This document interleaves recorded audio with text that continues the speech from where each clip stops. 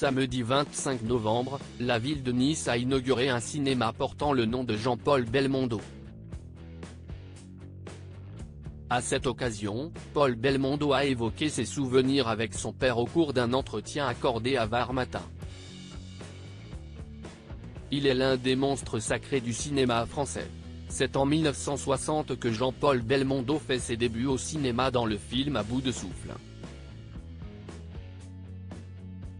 Par la suite il deviendra l'emblème de la nouvelle vague, phénomène cinématographique apparu dans les années d'après-guerre. Léon Morin, prêtre, Un singe en hiver, L'homme de Rio, Week-end d'Azur de Côte, Pierrot le Fou ou encore Le Magnifique, l'acteur possède l'une des filmographies les plus magistrales du cinéma français. En septembre 2021, Jean-Paul Belmondo est décédé à l'âge de 88 ans. Il laissait derrière lui 4 enfants, Paul, Patricia, Stella et Florence, ainsi que 4 petits-enfants, Victor, qui a décidé de suivre les traces de son grand-père, Alessandro, Giacomo et Annabelle.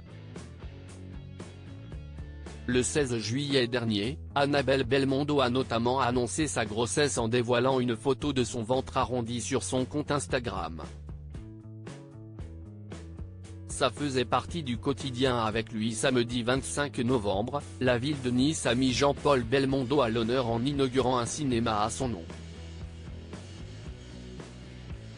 À cette occasion, Paul Belmondo est revenu sur la relation qu'il entretenait avec son père lors d'un entretien accordé à VAR Matin. Mon père m'a transmis le goût du sport, de la compétition, des voitures, du risque.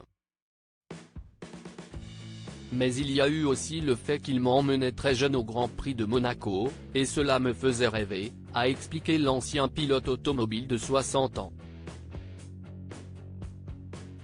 Paul Belmondo a également évoqué l'angoisse que pouvait ressentir sa famille lorsque l'acteur devait tourner des scènes d'action périlleuses.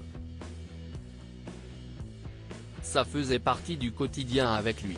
On avait l'habitude de le voir se suspendre dans les escaliers, à un balcon, mais on avait confiance, on savait qu'il était capable de le faire, s'est-il souvenu.